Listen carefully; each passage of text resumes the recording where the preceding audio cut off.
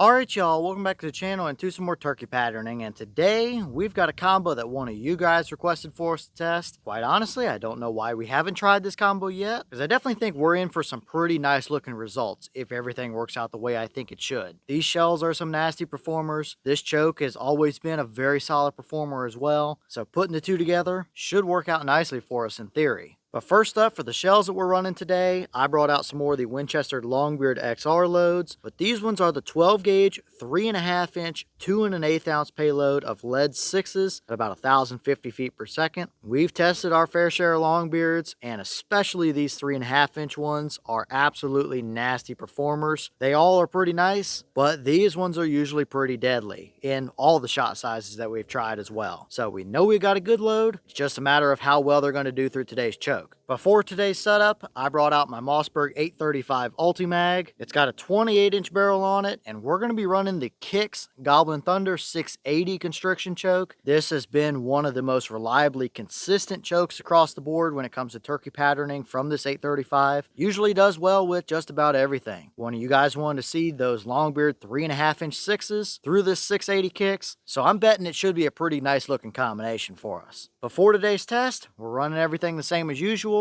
I've got the turkey target at 40 yards and the chrono to get our velocity. So let's get you guys to view that target. We'll take our shot and see what these 3.5 inch Longbeard 6s can actually do through that Kick 680. I expect a deadly pattern with some added recoil on top of it, with them being a 3.5 inch Magnum load. But let's take our shot and see what it might actually be capable of.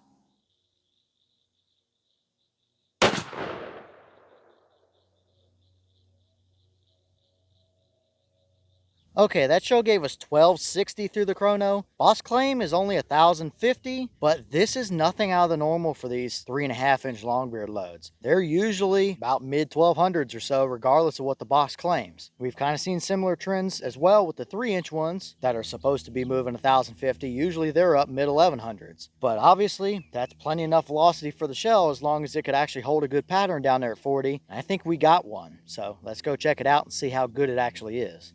Alright, well, here's our 40-yard pattern, and just like I suspected, that bird is absolutely hammered at 40 yards, no doubt about it. That is a very hot core going on there. We might have favored just the tiniest little bit to the left, but that bird is still absolutely crushed. There are a couple through the brain, and the entire middle of the spine is hammered with pellets, and there's obviously nowhere he can go to and get through that pattern. But it is pretty tight overall. That paper is 12 inches wide, and our core, everything fits within that. So you don't have a ton of leeway off of either edge to work with. Now, this is a lead 6. We obviously have our fair share of little stringy flyers and stuff around the edges everywhere. None of that is unusual for a load like this across the board, but it's a tight pattern. Once you get outside of that turkey target itself, if you're that far off and you take a shot and miss way off somewhere, it may not be as forgiving, especially not in at closer ranges. This is 40 yards and you still have a core like that. So if you hunt fields between 40 and 50 yards, that is going to hammer for sure. Any distance that you would confidently use a lead 6 for, that's going to do the job for you. Now, do you need a 3.5 inch shell? Absolutely not. You don't need the extra cost. You don't need the extra recoil. The 3-inch Longbeard 6s are perfectly adequate as well. But yet again, these 3.5 inch Longbeard shells are just straight up hammers. So that kind of speaks for itself. That's a dead turkey any day of the week. But I'm going to pull that turkey target out of the way, finish drawing all of our circles, and count some pellets. And there's going to be a lot of them in there, that's for sure. But let's get an idea of how good this pattern actually is with some actual circles and measurements and counting.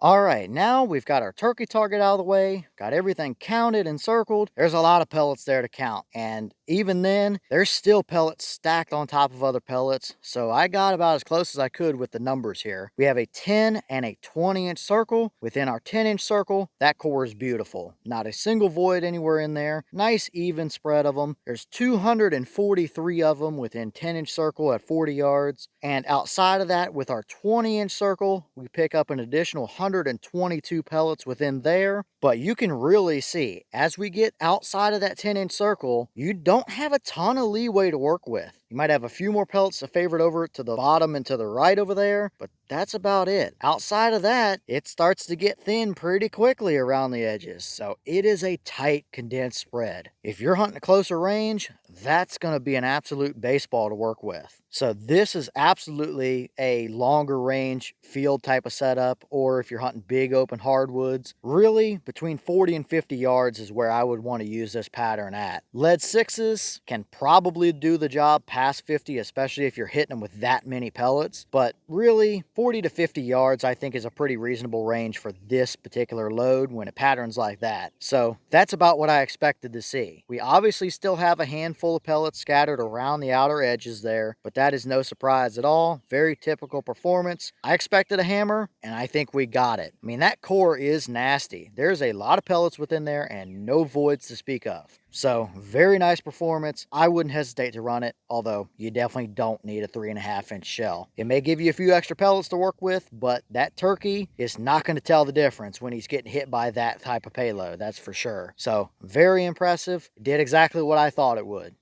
And here's the wad out of that shell. Same equipment as any other Winchester Longbeard shell. These ones are just red, and I think the 3.5-inch ones are a little bit longer as well, potentially. But same material, just different color and slightly different length. Same buffer material and stuff down in the bottom of them as well there. So nothing out of the ordinary to see here. Looks exactly how I would expect it to.